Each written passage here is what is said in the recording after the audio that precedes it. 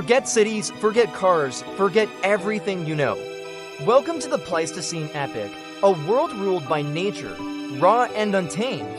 Imagine waking up not to an alarm clock, but to the distant roar of a predator, a sound that sends a chill down your spine. This isn't a nature documentary, this was your daily reality. Every sunrise brought with it a simple, brutal truth: survive. Our ancestors, perhaps Homo erectus, weren't at the top of the food chain. Not even close, they were part of it, often playing the role of prey. The world was a coliseum of giants. Picture mammoths with tusks curving like scythes, woolly rhinos built like armored tanks, and the terror of the plains, the saber-toothed cat with fangs like daggers. But perhaps the most immediate and constant threat, the undisputed king of this ancient landscape, was the lion. Not the lions we know today, but giant, formidable ancestors, stronger and more ferocious. For our early human family, every day was a tightrope walk between life and death. Finding food wasn't a trip to the grocery store, it was a life or death gamble. Gathering plants and fruits was safer, but it often wasn't enough.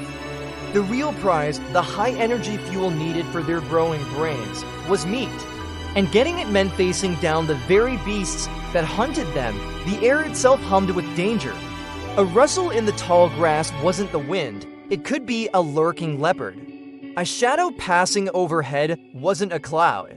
It could be a giant eagle looking for an easy meal. In this world, fear was a constant companion.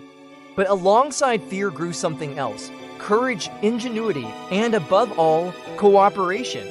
A single human was vulnerable, but a group was a force to be reckoned with.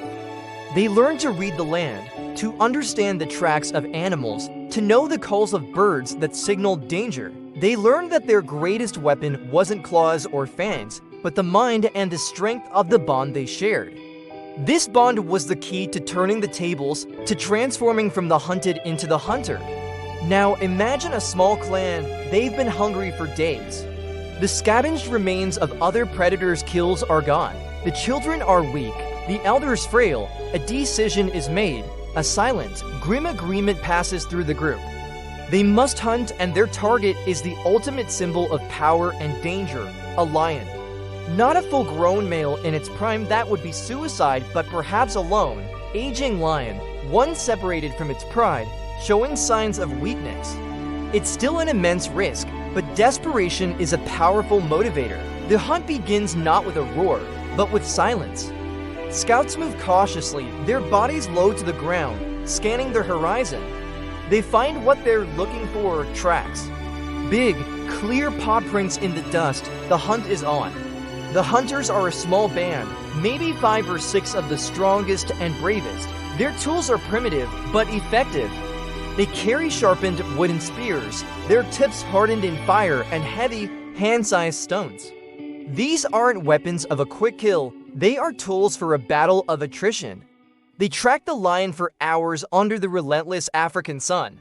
Every sense is on high alert. They communicate not with words as we know them, but with hand signals, with glances, with an intuition born from a lifetime of shared existence. They finally spot their quarry resting in the shade of an acacia tree. The tension is palpable, every muscle is coiled, ready for action. This is the moment of truth. There is no room for error. A single mistake could mean a gruesome end for one or all of them. The plan is simple, born of generations of trial and error. They fan out, slowly encircling the lion. The goal is not to charge in, but to harry, to confuse, to exhaust. One hunter throws a stone, it lands wide, but it gets the lion's attention. The great cat rises, a low growl rumbling in its chest. It's a sound that could freeze a man's blood. Another stone is thrown, this time closer. The lion roars, a deafening explosion of sound that shakes the very air. It lunges towards one of the hunters, who scrambles back, protected by his companions who shout and throw more stones from the other side.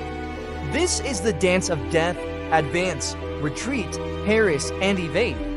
They are using their numbers and their intelligence to outmaneuver the lion's brute strength. The lion is powerful, but it's alone. It charges, but the hunters are nimble. They don't stand their ground. They give way only to close in again from another angle. They jab with their spears, not aiming for a kill shot, but to inflict small wounds, to draw blood, to wear the beast down. The sun beats down and the lion, already weakened, begins to tire. Its lunges become slower, its roars less fearsome. The battle rages on and hour passes, maybe more. Time blurs into a desperate struggle for dominance. The hunters are exhausted, their bodies screaming with effort, but they press on, fueled by adrenaline and the image of their hungry families. Finally, the lion stumbles. It's a small falter, but it's the opening they've been waiting for. With a coordinated shout, they surge forward. Two hunters drive their spears into the animal's flank. The lion lets out a final agonizing roar and collapses. Silence falls over the savannah, broken only by the ragged gasps of the victorious hunters. They stand over their prize, not with triumphant celebration, but with a mixture of relief, exhaustion, and solemn respect. They have faced the king of beasts and won. They have secured food for their clan, ensuring their survival for another week, another month. This single act of incredible bravery wasn't just about a meal, it was a declaration.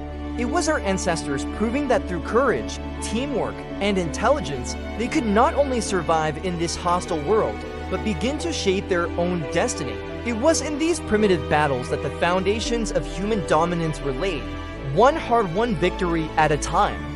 Thank you so much for joining me on this journey back in time. If you found this glimpse into our ancient past as fascinating as I do, please hit that like button and subscribe to the channel for more stories about our incredible human story. See you in the next one.